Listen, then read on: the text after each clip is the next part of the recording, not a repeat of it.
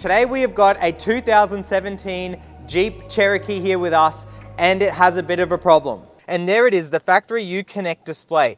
The problem with this, it doesn't have Apple CarPlay or Android Auto, and you can't just change the head unit to an Alpine unit because all of your factory heater controls, mirror adjustment, car settings, climate control, you name it, there is a bunch of factory settings in this head unit, and you don't want to lose those settings.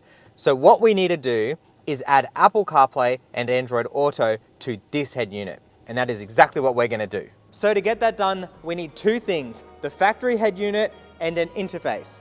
Here is our interface to suit the 8.4-inch Uconnect display. In here we have a bunch of wiring, a module and a circuit board that we need to install onto the head unit of this car. So first thing we need to do is pull the head unit out. As always, plastic trim removal tools in the car so we don't damage anything. 2 Torx 20s on the main fascia, we can work that out. And then 4 more screws on the original screen and head unit so we can then unplug the head unit and take it over to the bench and start the fun stuff. Here we have our 8.4-inch Uconnect display, and here we have our interface. So I'm gonna go through and show you what you need to take out of this and put into this. Now, little note right here, this is the part where it's a little bit more difficult. So if you're not a comfortable DIY installer, take it to a professional. Give us a call, come to the shop. If you're not in Victoria, go to a professional if you're not sure.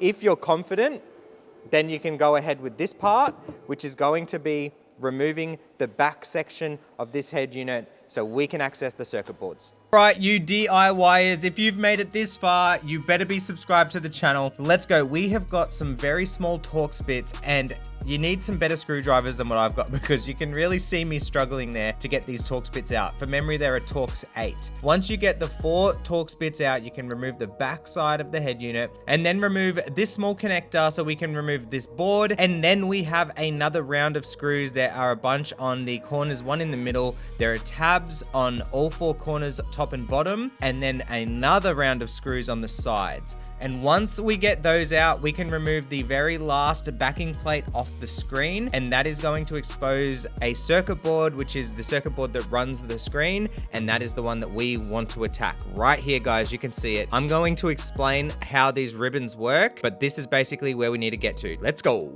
Here is our brand new board, and here is the circuit board cover. And we are all the way down to the original screen. So what we need to do is pop this screen up, take the original ribbon cable out for video and pop it into our brand new board. Same with touch into here. And then the new ribbon cables will take their place. And then we've got a little cover, which I'll show you where that goes to. Now with your ribbon cables, you want them to look exactly like this. You can see it's in dead straight and it's in nice and far. And same with this one here. Dead straight and it's sat in all the way, and if you get it right it will work. If you don't have touch, you need to look at this cable, and if you don't have video, you need to look at this cable here. And the little cover goes on the back side of the board underneath this board right here, and it will have exact cutouts for where it has to go, so make sure you take a good note of that. Then you pop this one down. We've done our ribbon cables, and now we can put the new board on and the new cables into the new board. We are almost there, not long to go. When you do your ribbon cables, make sure you double, triple, quadruple check them. They need to be 100%. Once you are happy with them, there is a cable in your kit. It does have an orientation, so make sure you double check that as well. And then you need to grab the back cover and put it on. Now, note, you will need to modify it a little bit. And by modify it, I mean just bend one of the little metal tabs where the cable goes, as you see me doing right here. And once that is done, the rest of the screen will go back together nicely, and it's just a reversal of the process. Side screws goes in, then the backing board, then this module goes in, and then the very top plate, and then the Torx screws. Basically just reverse exactly what you did. If you need to take photos and steps, do that, and that's it. Screen is done. Now the part that everybody hates, the wiring, but in this car, it's actually pretty straightforward.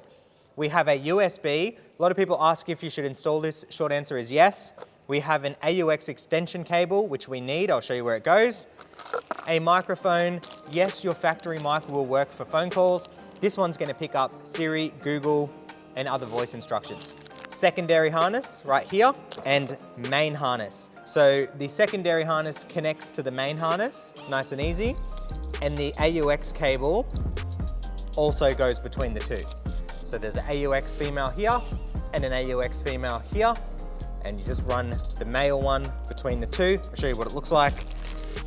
We have an optional switch. Now in some cars, you will need this. I'm gonna test without it and it should work with the steering wheel buttons. If it doesn't, you need this switch. So I'll show you what this will do. Basically, if it doesn't work, you need to press this to get into CarPlay and get out of CarPlay. It's not ideal, but unfortunately, that's the way it is. If you connect your phone straight to CarPlay, it'll switch you into the interface, but to get back out of the interface, button or button on the steering wheel. So first test and then keep this accessible. A lot of people don't know where this goes. If you need the button on your main harness, you will have, I hope you can see it, a little plug like that. And that little plug just pops in there. There's no real orientation, just whichever way, pop it straight in. Other than that, we have a Wi-Fi antenna, an AUX, almost lost it, an AUX adapter right there, and a USB adapter for USB updates. That's it. Most of that stuff that you do need, which is the Wi-Fi antenna and the AUX blank you need, but the rest, oh yeah, we need it all. What drugs am I on? But that is all the stuff we need, so it's really not that hard to do. We'll get it installed in the car and I'll show you what it looks like. Here we have the touchscreen Apple CarPlay system.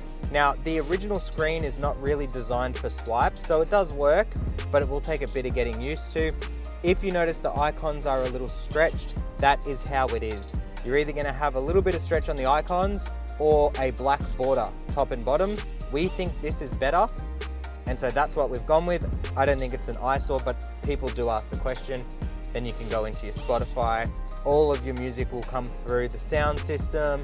If you go home, out of there, phone calls will work, Apple Music, Apple Maps, you can go over, you've got Spotify Waves. Now, of course, this is Apple, so it is compatible with Android Auto as well. Steering wheel controls is gonna be volume up and down. It won't do track. Track you will have to do from the screen, but at the end of the day, when you've got CarPlay, it's really not that hard to do because all you need to do is press the next button like that. Nice and easy. For your sound to come through, we're gonna press that switch. We looked at where I mounted it before. Just make sure you are set to AUX, and for AUX to come up, you will have to pop in that little thing we looked at earlier. Now with that little AUX plug-in, we can go back to CarPlay. And now with the AUX connected, you can hear we've got sound. I'll just turn that down. And that is pretty much it. So all that's left for us is to put this thing back together. Big panel first, 2 screws, then the climate control, and this is all done. Make sure everything works, test it all, and happy days. We'll get a look at this when it's finished, but that is pretty much it. And get a look at that, guys. Install, all said and done. Touchscreen, Apple CarPlay, Android Auto on the original screen, completely integrated. You've got Google Maps here, you've got Waze Maps, you've got Spotify, you've got a little half screen here that will show you your map and the music that you're playing at the same time. If you're a left-hand drive, you can have that set to the left side. Right-hand drive over here, so we need to go ahead and change this setting. Nice and easy to do. Apple Maps right there. And that is pretty much everything that you need. If you pop the car into reverse, you will see your factory reverse camera, exactly what you want. And then out of reverse brings you right back to your Apple CarPlay screen. Never worry about map updates ever again. Sound system works as we looked at earlier. We'll press our little button to get us out of CarPlay. So you can see we're on the AUX input, but everything else is all the same. You haven't lost anything. Your radio, media controls, climate control, all there as it was before, which makes this system very nice and very integrated. Have a look at that. Absolutely perfect. We'll hit our button again, press and hold, 1, 2, 3, and we're straight back in to Apple CarPlay. There it is, Jeep Uconnect, Apple CarPlay, Android Auto. If you have any questions about the install, drop them in the comments below. If you want to pick up that exact kit, www.shoptfb.com or first link in the description. Like the video, subscribe to the channel. If you need any installation work done, we're in Victoria. Go to the description. All of our business details are there if you want to get in touch. Thanks again for watching. Catch you in the next one. Peace.